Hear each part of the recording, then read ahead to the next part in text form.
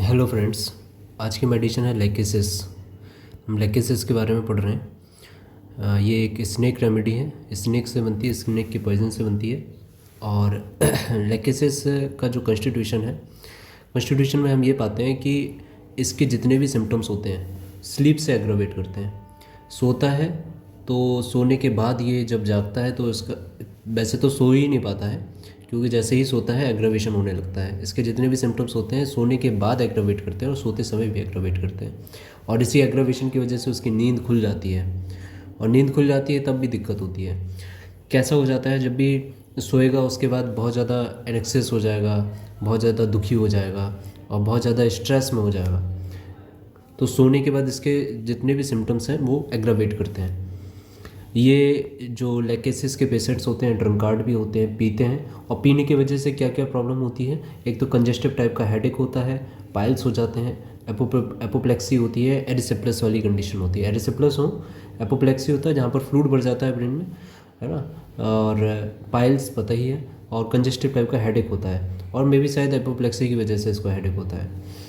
तो ड्रंकार्ड्स के लिए बहुत अच्छी रेमेडी है। और इसकी कॉन्स्टिट्यूशन में क्या होता है कि मेलनकोलिक टेम्परामेंट है, बहुत ज़्यादा दुखी रहने वाले लोग होते हैं, बहुत ज़्यादा दुखी रहते हैं। इनकी आंखें काली रहती हैं, डार्क रहती हैं।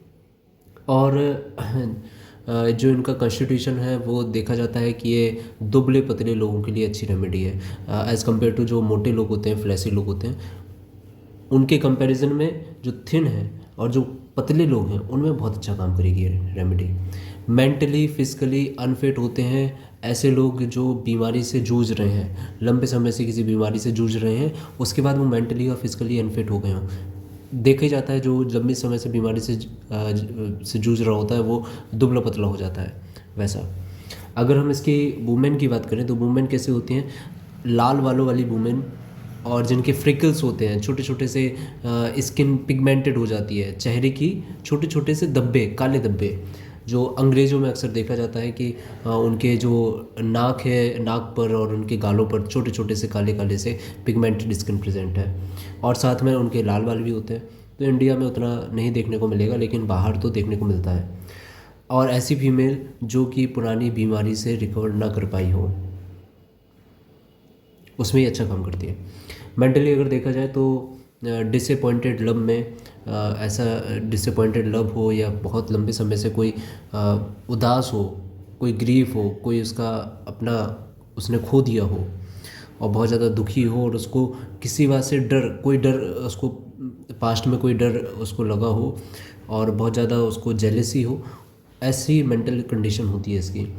और उसी वजह से इसकी सारी प्रॉब्लम हो रही होती है। ये तो डिसअपॉइंटेड लव रहा होगा, लंबे समय से कोई दुख है जो उसको परेशान कर रहा है, हाँ, और कोई डर है। ये सारी चीज़ें इसको मेंटली परेशान करती हैं, और इसी वजह से शायद इसकी बीमारियां होती हैं।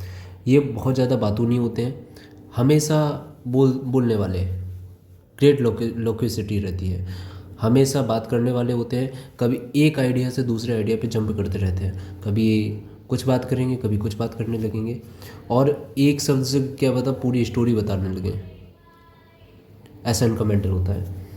और ये परसेप्शन भी करते रहते हैं, और विविड इमेजिनेशन, अपना इमेजिनेशन करते रहते हैं उल्टी सीधी, और इस तरह का इनका मेंटल है। फिजिकल की बात करें तो मेंटल में यही है कि इनका डिसअपॉइंटेड, एक तो ये बहुत ज़्यादा उदास रहते हैं, बहुत ज़्यादा बातूनी होते हैं, और ये भविष्य का इमेजिनेशन करते रहते हैं। ठीक है, ये रहता है। लेकेसिस में फिजिकल की अगर बात करें तो ये लेफ़्ट साइड से राइट साइड में इफेक्ट, मतलब लेफ़्ट साइड में पहले इफेक्शन होगा, फिर लेफ़्ट साइड की प्रॉब्लम जो होती है वो राइट साइड में जाती है। तो साइड जो अफेक्टेड होती है वो लेफ़्ट होती है जनरली, लेकिन लेफ़्ट की प्रॉब्लम राइट में जाती है। सेंसिटिव बहुत ज़्यादा होते हैं टच के लिए, कपड़े नहीं पहनना पसंद करते हैं, ये खासकर टाइट कपड़े पहनना पसंद नहीं करते, लूज़ कपड़े पहनना पसंद करते हैं। अगर गर्दन पर अगर कोई ड्रेस है जो कि गर्दन पर बहुत ज़्यादा टाइट है तो इनको दिक्कत होने लगेगी, बहुत ज़्यादा घबराहट होने लगेगी। जैसे जो लोग टाई वगैरह, ये लोग टाई वगैरह नहीं पहन सकते हैं। इनको चाहिए कि इनकी गर्दन जो है, इनकी जो कपड़े हैं वो लूज़ रहें, स्किन से बहुत ज़्यादा टच ना करें। अगर थ्रॉट में अगर टच करेंगे तो उनको दिक्कत होगी, अनइजीनेस फीलिंग होती है। ऐसा नहीं है कि सोर हो जाएगा, टेंडर हो जाएगा, सोरनेस होगी या बहुत ज़्यादा पेन होने लगेगा, ऐसा नहीं होता है जैसे कि एपिस और बेलाडोना में देखने को मिलता है, वैसा प्रॉब्लम नहीं होगा इनका। जो क्लॉथ्स होते हैं वो अनइजीनेस उनको करते हैं, मतलब बहुत ज़्यादा उनको दिक्कत होती है। इनको एक्सट्रीम्स जो होते हैं, हीट और कोल्ड, उससे भी दिक्कत होती है। इतने ज़्यादा सेंसिटिव होते हैं, अगर हीट बहुत ज़्यादा है, टेम्परेचर बहुत ज़्यादा है या टेम्परेचर बहुत गिर गया है तो इनको प्रॉब्लम होती है, इनको डिबिलिटी होने लगती है, कमज़ोरी सी आने लगती है। ये टाइट बैंड जो भी है उसको बिल्कुल भी टॉलरेट नहीं कर पाते हैं, चाहे वो नेक के चारों तरफ हो, चाहे रिस्ट के चारों तरफ हो, बेस्ट के चारों तरफ हो। जैसे जो बहुत सारे लोग होते हैं ना जो बेल्ट पहनते हैं, ये लोग बेल्ट पहनने में बेल्ट नहीं पहन सकते हैं, उनको बहुत ज़्यादा दिक्कत होती है। तो लूज़ लोअर या लूज़ कपड़े पहनना इनको ज़्यादा पसंद है, ढीले कपड़े पहनना, क्योंकि इनकी स्किन सेंसिटिव भी है और इनको असुविधा होती है। एग्जॉशन की अगर बात है, बहुत ज़्यादा वीकनेस रहती है, मेंटली फिजिकली बहुत ज़्यादा वीक होते हैं और पूरे बॉडी में कपकपाहट, ट्रिम्बलिंग देखने को मिलेगी। और ये सुबह जब उठेंगे, सुबह उठते हैं तो एक बहुत ही ज़्यादा वीकनेस महसूस होती है उठते समय, उठने के बाद, क्योंकि हम लोग देख ही रहे हैं कि स्लीप की वजह से इनको एग्रावेशन होता है। तो स्लीप के जब सोते हैं, सोने के बाद इनको एक थकान महसूस होती है, ग्रेट प्रोस्ट्रेशन और ग्रेट एग्जॉशन, फिजिकली मेंटली दोनों देखने को मिलेगा। मेंटली भी ये वीक रहते हैं और फिजिकली भी वीक रहते हैं, दोनों चीज़ें रहती हैं। इसमें ह्यूमरेजिक डायथेसिस है, एक होता है ह्यूमरेज होना, वो अलग चीज़। ह्यूमरेटिक डायथेसिस मतलब कि इनका हर एक छोटा बूंद है या फिर ऐसी कोई भी जगह है जहाँ से ब्लीडिंग हो सकती है, जितनी भी ऑरिफिसेस हैं, जैसे नोज़ ब्लीडिंग हो गया या फिर दांतों से ब्लीडिंग हो गया, बहुत ज़्यादा ह्यूमरेजिक डायथेसिस है। तो छोटे छोटे घाव भी बहुत ज़्यादा ब्लीड करते हैं और इनका कैसा ब्लड का कलर कैसा रहेगा, डार्क रहेगा, नॉन कोएगुलेबल रहेगा, ना जमने वाला। स्लीप का हम लोग देख ही रहे, स्लीप के सोते समय इनकी एकदम से सांस रुक जाती है और सोते समय इनका एग्रावेशन होता ही है, उठ जाते हैं, सोने में ज़्यादा दिक्कत है। तो ये कुछ है इसका फिजिकल जनरल है। फिजिकल जनरल में क्या है कि लेफ़्ट से राइट सारे सिम्टम्स आते हैं, बहुत ज़्यादा सेंसिटिव होते हैं टच के लिए, तो लूज़ कपड़े पहनना पसंद करते हैं, बहुत ज़्यादा थक जाते हैं, थकान बहुत ज़्यादा होती है मेंटली फिजिकली, थोड़ा बहुत भी काम करेंगे और थक जाएंगे, उनकी पूरी बॉडी काँपने लगेगी और शायद लेटना पड़ जाए। और हीमरेजिक डायथेसिस है तो छोटे छोटे बूंद भी जो होते हैं बहुत जल्दी ब्लीड करने लगते हैं। ऐसा इसमें नहीं है, और भी मेडिसिन है जैसे क्रोटेलस है, क्रियोजोट है, फास्फोरस है, जो कि हम लोग आगे पढ़ेंगे। तो अभी के लिए हेमरेजिक, और हम कंपेयर भी करेंगे, तब जाके कंपेयर करेंगे जब हम लोग सारी मेडिसिन पढ़ लेंगे एक बार। तो हेमरेजिक डायथेसिस है। इसके बाद अगर हम बात करें हेडेक की, तो हेडेक कैसे होता है, तो हेडेक का कारण पहले जान लेते हैं कि अल्कोहल ड्रिंकर्स जो होते हैं बहुत ज़्यादा शराब पीते हैं, मेंटली बहुत ज़्यादा इमोशनल है, देख ही रहे हैं हम लोग कि दुखी रहते हैं बहुत ज़्यादा, हाँ, बहुत ज़्यादा जेलसी है या फिर किसी चीज़ से डर गए हों, या फिर सप्रेस और इरेगुलर मेंसेस होते हैं, उसके बाद भी हेडेक होने लगा हो। एपोप्लेक्सी हम लोग पढ़ रहे हैं, अल्कोहल ड्रिंकर्स जो होते हैं उनमें एपोप्लेक्सी हो जाती है।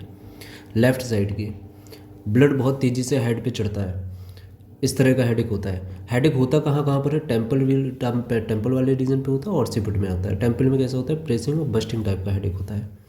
ऑसिपिट वाले रीजन में कैसा होता है, कफ के साथ, ऑसिपिट रीजन में कंजेशन होता है और प्रेशर, ऐसा एक आयरन लिड लाइक प्रेशर उनके वर्टेक्स पर फील होता है। सेम आप पेट्रोलियम में देखेंगे, वहाँ पर भी जो ऑसिपिट है उसमें ऐसा लगता है कि जैसे किसी ने लिड रख दी हो, एक प्रेशर महसूस होता है, भारीपन महसूस होता है ऑसिपिट रीजन में।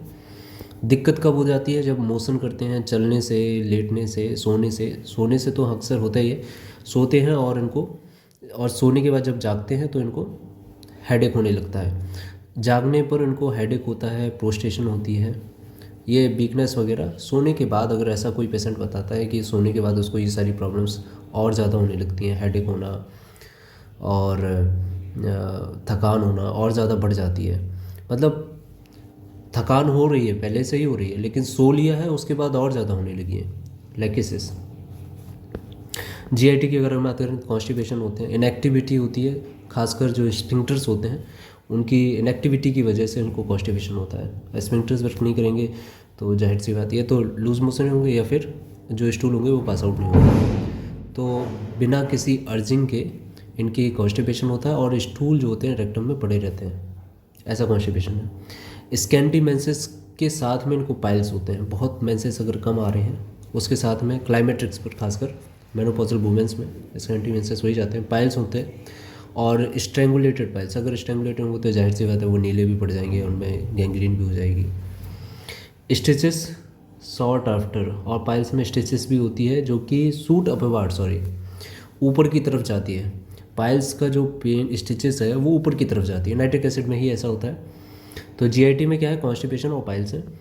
थ्रोट की अगर हम बात करें तो डिफ्थीरिया और टॉन्सिलाइटिस से की प्रॉब्लम से ये जूझ रहे होते हैं, और इनके सिम्टम्स सारे के सारे लेफ़्ट से राइट की तरफ जाते हैं ना, जो यानी कि थ्रोट अगर लेफ़्ट साइड की प्रॉब्लम होगी तो वो राइट में चली जाएगी।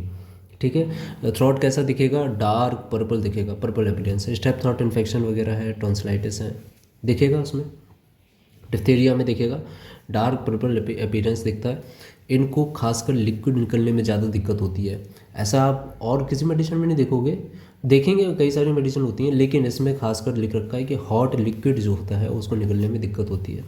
सांप का नेचर भी होता है, अभी सांप के जो नेचर है उससे देखते हैं मैच करके, लगभग लगभग सारे सिम्टम्स मिल ही जाते हैं।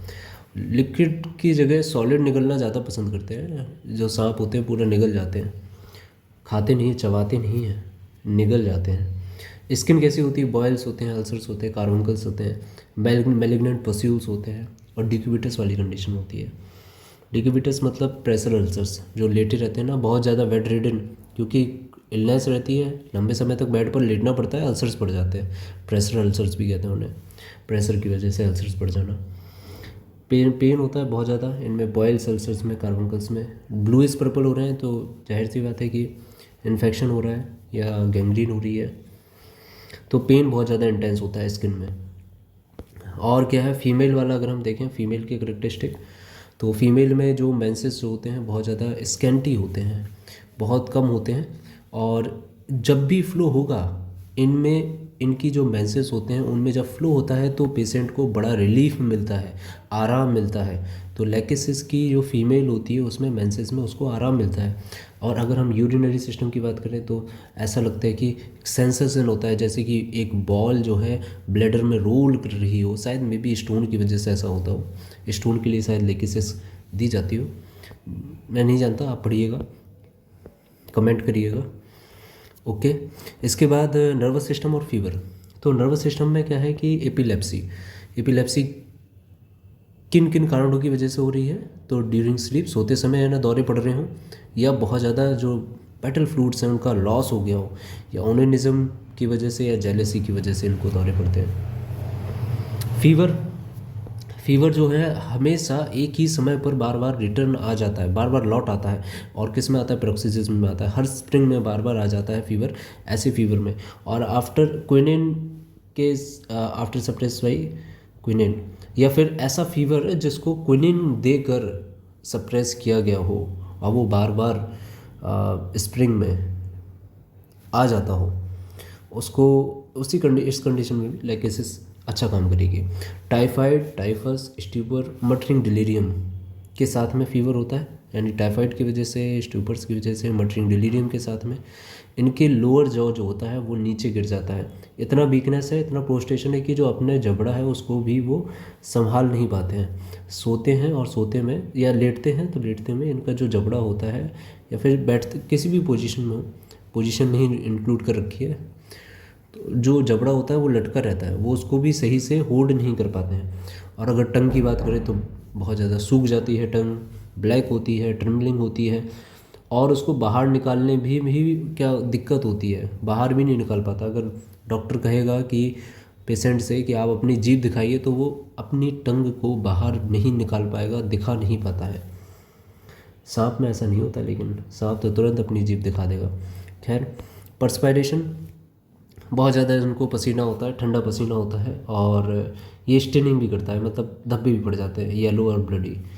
तो ये थी हमारी लेकेसिस। और इसके एग्रावेशन क्या है, वही स्लीप की वजह से, कॉन्टैक्ट की वजह से, ठंडा गर्म बहुत ज़्यादा एक्सट्रीम होगा।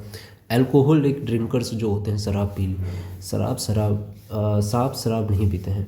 सन और स्प्रिंग और समर में इनको दिक्कत होती है। तो याद करने का क्या तरीका हो सकता है लेकेसिस का, तो लेकेसिस तो ड्रंकार्ड होते हैं क्या? सांप थोड़ी ना ड्रंक करते हैं, हम करवा देंगे। तो सांप ने पी रखा है, पीने के बाद उसका सर दर्द होने लगा। हाँ पाइल्स हो गए उसको बेचारे को, एपोप्लेक्सी। कॉन्स्टिट्यूशन कैसा होता है? आँख हम देखते हैं सांप की डार्क आइज होती हैं, और दुबले पतले तो होते ही हैं, मोटे नहीं होते हैं, अजगर थोड़ी ना है। और मेंटल कैसा होता है? ये सोरो, फ्राइट, ग्रीफ ये तो नहीं पता, लेकिन हाँ जेलसी का लगता है। हाँ, काट सकते हैं। बातूनी होते हैं क्या सांप? नहीं भाई बातूनी कहाँ, बात नहीं करते हैं। और फिज़िकली अगर हम देखें तो खैर छोड़िए, नहीं बनेगा कुछ ऐसा। ग्रेट सेंसिटिव, बहुत ज़्यादा टच के लिए और ये सारी चीज़ों के लिए सेंसिटिव हम होते हैं। एग्जॉशन, थकान, हेमरेजिक डायथेसिस, हाँ काट लेगा तो नॉन कोएगुलेबल। एक कुछ सांप होते हैं जहाँ पर ब्लड कोएगुलेट हो जाता है, जम जाता है, थक्के पड़ जाते हैं उसमें। कुछ सांप काटते हैं तो उनमें ब्लड जो होता है बहुत ज़्यादा ब्लीडिंग होने लगती है, प्लेटलेट्स को डैमेज करते हैं।